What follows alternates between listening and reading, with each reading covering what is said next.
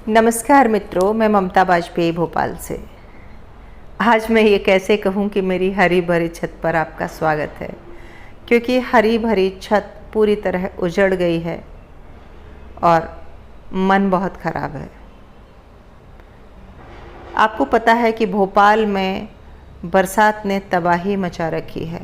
लगातार 36 से 40 घंटे हुई मूसलाधार बारिश, आंधी ने पूरा जनजीवन अस्त व्यस्त कर दिया है।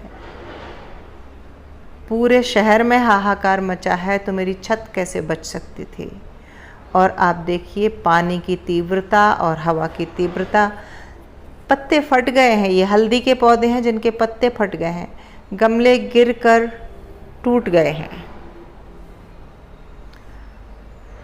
और लगातार बरसात से मिट्टी पूरी धुल गई है। तो देखो ना बेलें कैसी लग रही हैं। बस इनको अब उखाड़ना ही पड़ेगा। मैं कह सकती हूँ कि कुछ भी नहीं बचा इसमें। वीडियो इसलिए बना रही हूँ कि ताकि आपको ये पता चले कि आपका जो ज़रा से में मनोबल टूट जाता है, तो मेरा मनोबल नहीं टूटेगा। मैं फिर से सरवाइव करूँगी। कैसे करूँगी ये मैं समय समय पर आपको दिखाऊंगी। लेकिन अभी तो आप देखिए, अभी नया कोई पॉलिनेशन नहीं होगा। बेलों की ग्रोथ रुक गई, बेलों का पराग धुल गया, सब पत्ते फट गए और हो सकता है कि रूट रॉट भी हो जाए आगे। कुछ बेलें जो मुरझा रही हैं, वो ये संकेत है कि अधिक पानी से जड़ों का ज़्यादा घंटे पानी में डूबे रहना बेलों की सेहत के लिए भारी हो गया। अभी इस बगीचे को दोबारा सरवाइव करना बहुत ही मुश्किल है। और फ़िलहाल तो मुझे लगता है कि मैं जैसे रोज़ एक वीडियो डाल रही थी, तो मैं शायद अभी वीडियो भी कुछ नया डाल नहीं पाऊँगी। और हाँ, इन दिनों मैं भोपाल में हूँ नहीं, मैं बाहर आई हुई हूँ, मैं बेंगलोर में हूँ। तो अभी इसे संभालने के लिए अकेले अंकल जी हैं वहाँ पर, मेरे श्रीमान जी हैं, तो वो जितना हो सकेगा करेंगे। और मैं जब पहुँचूँगी तब फिर मैं इसको नए सिरे से, और या मैं ये कहूँ कि ये अगस्त चल रहा है, तो फिर सितंबर और अक्टूबर में ठंड की सब्जियां लगती हैं। तो ये जो बड़ी बेलें हैं, बड़ी बड़ी, इनके पत्ते तहस नहस हो गए हैं। मैं नहीं कह सकती कि इनकी ग्रोथ दोबारा आएगी नहीं आएगी, क्या होगा मुझे खुद नहीं पता। लेकिन ये एक समय है, कोई बात नहीं। मैं इतनी सालों से गार्डनिंग कर रही हूँ और कई बार ऐसे मौके आते हैं। एक बार मेरा ऐसे ही हरा भरा गार्डन था और बहुत ज़बरदस्त ओले पड़े थे और सारी बेलें टुकड़े टुकड़े होकर टूट गई थीं। टमाटर के पौधे टुकड़े टुकड़े होकर बिखर गए थे।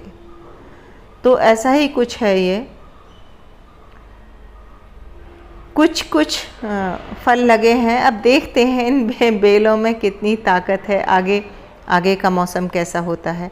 और ये भी आप सुने कि अब मैं इन्हें आगे कैसे संभालूंगी, मैं क्या प्रयास करूंगी। वो मैं सफल होंगी या नहीं होंगी ये मैं नहीं कह सकती, लेकिन मैं करूंगी क्या। तो सबसे पहले मैं ये करूंगी कि इसकी मिट्टी बहुत ज़्यादा धुल गई है। लगातार पानी गिरा और मिट्टी में से सारे पोषक तत्व पानी में घुल कर नीचे छत में ड्रेन होके नाली में बह गए।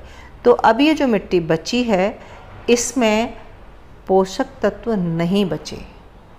यदि खेत होता, ज़मीन होती, तो ये पानी में घुल के एक खेत से दूसरे खेत में जाते, तब कब से कब ये होता कि एक खेत का दूसरे, हमारे खेत का दूसरे के खेत में गया है, तो दूसरे के खेत का पोषक तत्व हमारे खेत में भी आए हैं और सब मिलाकर बैलेंस हो जाता है। लेकिन यहाँ तो ये मिट्टी लगातार नीचे से पानी निचुड़ रहा है और पूरी मिट्टी धुल धुल के सब बह गया है।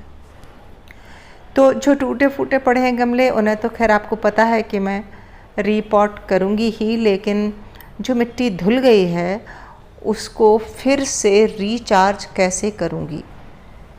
तो जिस तरह से पानी में घुलकर पोषक तत्व बह गए, उसी तरह मैं पानी में घोलकर पोषक तत्व फिर से पहुंचाऊंगी, लेकिन ये मैं तब करूंगी जब मैं ये मुझे पक्का हो जाएगा कि अब बरसात बंद है।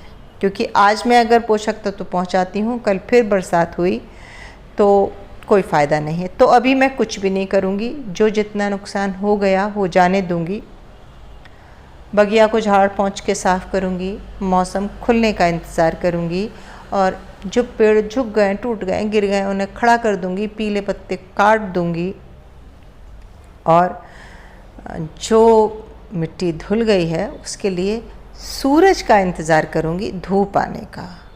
जैसे ही धूप आ जाती है तो मिट्टी को थोड़ा सूखने दूँगी और उसमें हल्की गुड़ाई करूँगी। उसके बाद कोई भी लिक्विड मैन्योर, जिसमें वो सरसों की खली भी हो सकती है, वर्मी कंपोस्ट या गोबर को पानी में गलाकर, या कंडे को पानी में, कंडा या उपला पानी में गलाकर, या आपके पास सारी चीज़ें हैं तो थोड़ी थोड़ी सभी चीज़ें पानी में गला दें, और उस गले हुए पानी से जो लिक्विड मैन्योर बनेगी वो इस मिट्टी में मैं पहुंचाऊंगी। लेकिन कितनी डालूंगी? वो सिर्फ इतनी कि नीचे तक मिट्टी तक पहुँचे, मिट्टी गीली हो जाए, वो ड्रेन होकर न निकले। तो जो सारे पोषक तत्व वॉश आउट हो गए हैं, ड्रेन हो गए हैं, उनकी भरपाई इंस्टेंट हो जाएगी। फिर क्या करूँगी? फिर मैं ऊपर की 4 इंच मिट्टी निकालूंगी, 3 इंच मिट्टी निकालूंगी, और उस खाली जगह में गोबर की खाद या वर्मी कंपोस्ट या नई मिट्टी आपके पास अगर इनमें से जो भी है वो सब मिलाकर आप थोड़ी सी ऊपर नई मिट्टी फिल कर देंगे, पुरानी मिट्टी हटाकर, तो वो नई मिट्टी में जो पोषक तत्व होंगे वो घुल घुल कर नीचे पहुँचेंगे। कुल मिलाकर अब हमें सारा काम मिट्टी पर करना है। मिट्टी को लगातार ऊपर से पोषक तत्व, न्यूट्रिएंट्स पहुँचाने पड़ेंगे, तभी ये बगीचा बचेगा। और अगर इस बीच ये नहीं बचता तो फिर मैं सारी बेलें उखाड़ कर और कंटेनर खाली कर दूंगी, मिट्टी को ब्रेक दूंगी, और सितंबर आखिरी से अक्टूबर फर्स्ट वीक में मैं फिर ठंड की सब्जियां, यानी कि फूल गोभी, पत्ता गोभी, पालक, मेथी, चुकंदर, मूली, धनिया वनिया, सब विंटर वेजिटेबल्स का पूरा बगीचा तैयार करूंगी। ये आज का दृश्य है, अगले महीने 2 महीने बाद ऐसा दृश्य नहीं रहेगा। निश्चित ये बगिया फिर से हरी भरी होगी। तो आज के लिए बस इतना ही, मिलते हैं फिर अगले वीडियो में। नमस्कार।